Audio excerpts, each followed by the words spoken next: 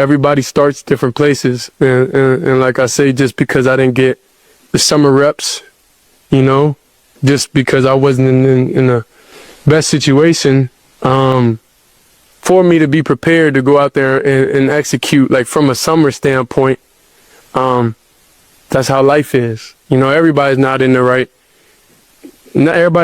best situation, you know, but there's no excuse. You got to go out there and perform. Like, there's no choice, there's no question. Nobody cares if this was 1 week of prep. Who cares? You know, so a lot of people want to see me fail, and it ain't gonna happen. You know, it ain't gonna happen. So let me get this straight. Jason Lloyd is out here acting like Shedeur Sanders doesn't know the game. I was being honest. Mm-hmm. And people can say, oh, you're making it up, and why are you lying? What was the story you told? Tell everybody the story. All I said was, enough people have said things like, doesn't watch a ton of film, doesn't really know how to watch film, had to sort of be shown how to watch film, doesn't know what he's looking at on the field, doesn't know when he's hot. Really? That's the headline you running with? Because based upon your anonymous sources from inside the building, this sounds more like a headline grab versus a personal analysis that you saw with your own 2 eyes. Let's slow down. Shadur Sanders isn't some random quarterback that just showed up with some hype. This is a guy who grew up inside the film room, inside the locker room, and inside the mind of a Hall of Fame football family. You don't spend your life around elite coaching, elite preparation, and elite competition and somehow not know the game. It don't work like that. Sanders has run multiple offenses, made full field reads, adjusted protections, manipulated safeties, and delivered in big moments. But somehow we're supposed to believe Jason Lloyd got some anonymous tip that Shedeur doesn't understand football. Here's the funny part. The only quarterback that I know that can go out with zero film preparation and no game plan and make it happen is prime Michael Vick. And I guarantee you, if you ask him today, he would tell you, get in the film room, I made a mistake. I should have been watching film. I should have been preparing the right way, because talent alone will only take you so far. But here's my main point. You Shedeur haters really need to make up your minds. First, you tell us he's not talented, but somehow he made it all the way to the NFL, had one of the best games, the best game from a rookie quarterback last year, but somehow he's not talented. And now you're feeding to us he doesn't understand the game at all. Which one is it? Is he not talented, or does he not understand the game? You got to pick one.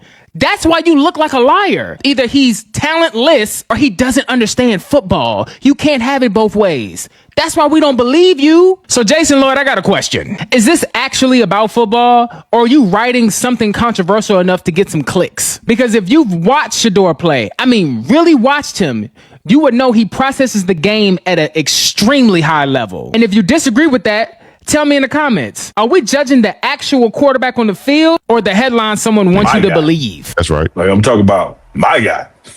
Like, you don't win the Johnny Unitas Award not knowing how to watch film.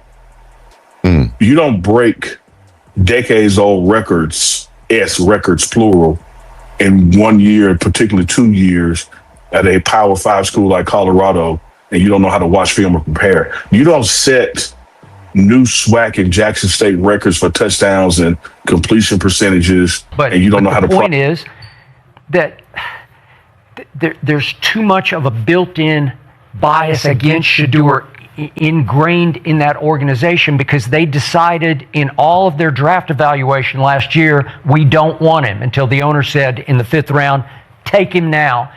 In part because of a publicity stunt, because it was going to create a lot of attention that would be positive as opposed to negative for a sorry franchise.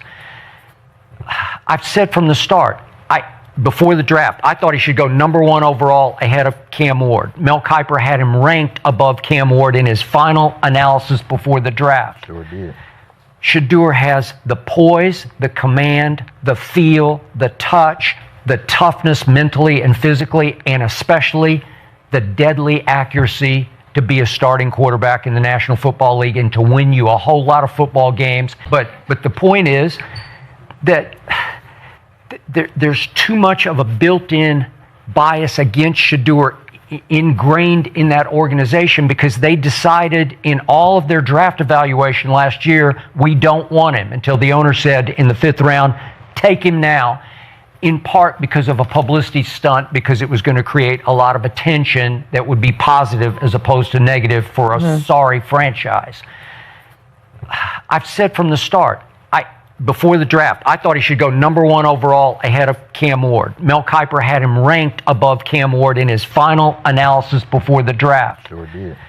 Shedeur has the poise, the command, the feel, the touch, the toughness mentally and physically, and especially the deadly accuracy to be a starting quarterback in the National Football League and to win you a whole lot of football games. What if I told you a quarterback broke records at 2 different schools, won one of college football's most prestigious awards, threw more touchdowns than interceptions at every single level he played, and people still said he doesn't know how to watch film? Not just random people on the internet, people inside the NFL. And here's where it gets really dark. The hate isn't coming from strangers. It's coming from people who used to call him brother. This is Shedeur Sanders' story, and if you're not angry by the end of this video, you weren't paying attention. Before we get into it, if you're new here, hit that subscribe button right now. We cover real stories, real conversations, no sugarcoating. This channel doesn't do clickbait without receipts, and today, the receipts are piling up.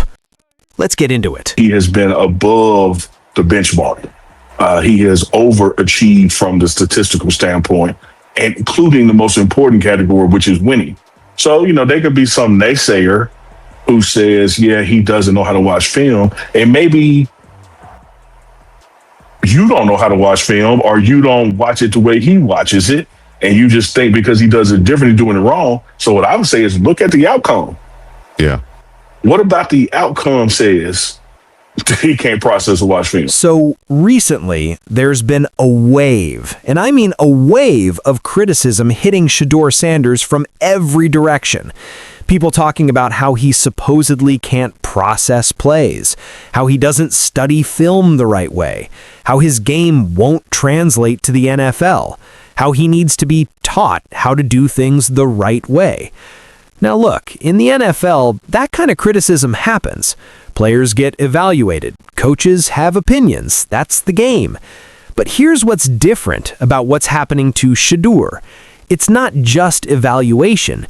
It's a narrative, a coordinated, almost personal campaign to make people doubt this young man before he even puts on a jersey in a regular season NFL game.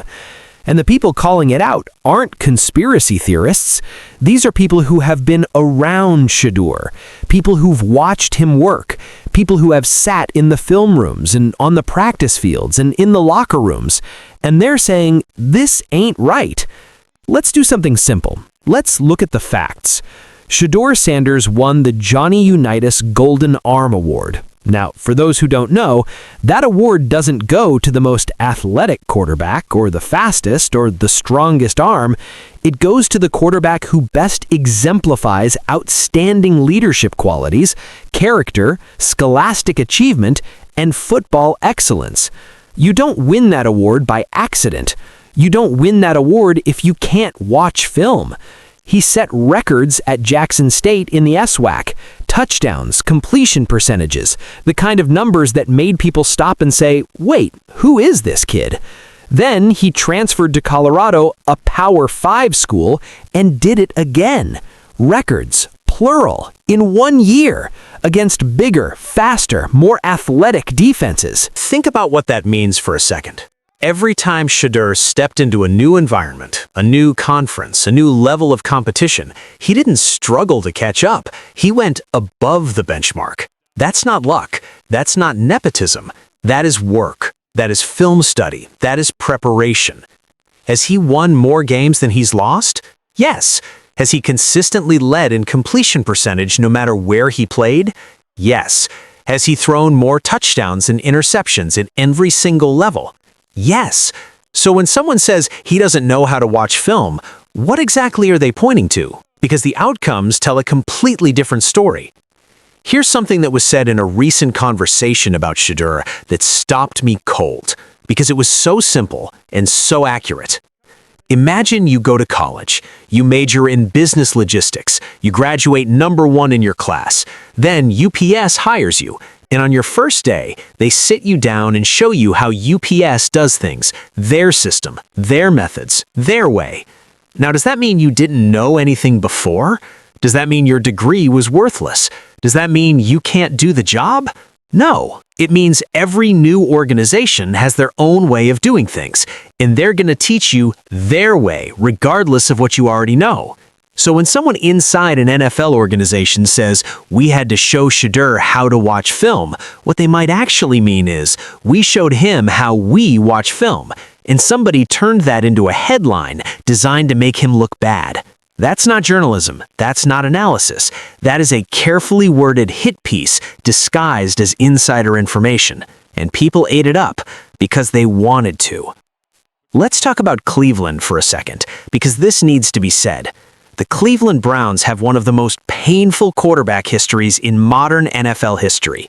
Baker Mayfield came in, dynamic, fiery, talented, and they tore him apart from the inside, criticized him, questioned him, eventually pushed him out. Baker goes to Tampa Bay and throws for 4,000 yards and wins a playoff game. Now they want to tell Shedeur Sanders how quarterbacks should operate? Think about that.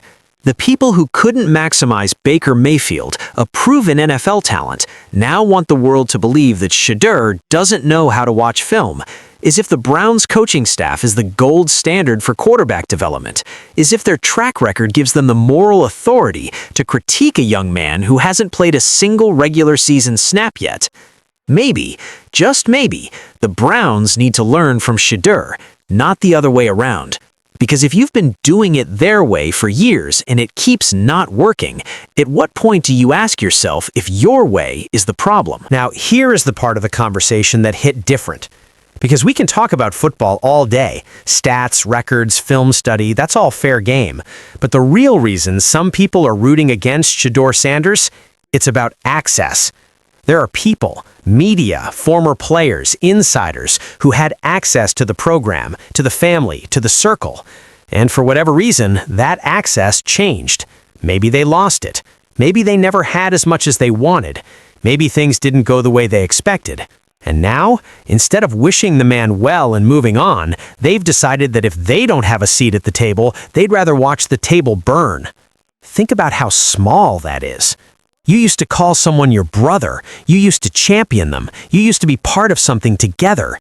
And then when things shift, instead of being a grown adult and handling it with dignity, you run to a microphone or a camera and you start planting seeds of doubt. You start crafting sentences that technically don't lie, but are designed to mislead. You become the source for clickbait headlines that follow a young quarterback into his NFL career. And for what? So you can say, I told you so if things go wrong? And then move on to what? Back to the mediocrity that was there before? That's not passion. That's not concern. That's wounded ego dressed up as analysis. But here's where I want to land, because this channel doesn't just point fingers. We talk about what matters. Shadur Sanders is going to be fine, not because of his last name, not because of his dad, but because of who he has shown himself to be every single time the pressure got turned up. When he went to Colorado, one of the most scrutinized transfers in college football history, he delivered. When people questioned his arm, his football IQ, his leadership, he delivered. When the cameras were on him constantly, when every incompletion became a national headline, he still delivered. That is not the profile of a young man who folds under pressure. That is the profile of a quarterback built for exactly the moment he is walking into. And the people who know him best, the ones who have been in those rooms, on those fields, in those conversations, they aren't worried because they've watched this young man do what he does every single time. He goes out there, he puts in the work, and the numbers reflect the work. The hate is loud right now, but loud doesn't mean right. Loud just means someone found a microphone. At the end of the day, history is going to be written by what happens on the field, not by what was said on a podcast, not by what was leaked to a reporter, not by what was posted as a clickbait headline. And when Shadur Sanders lines up under center in a regular season NFL game, all of this noise is going to look exactly like what it is. Noise. So to everybody who's been out here trying to tear this young man down before he even starts, just remember, the outcome is the judge. It always has been. And the outcome, every single time Shadur Sanders has played this game, has said the same thing. He belongs here. If this video opened your eyes or made you think, share it with somebody who needs to hear it. Drop your thoughts in the comments below. And if you haven't already, hit that subscribe button because we keep it real on this channel every single time. We'll see you in the next one.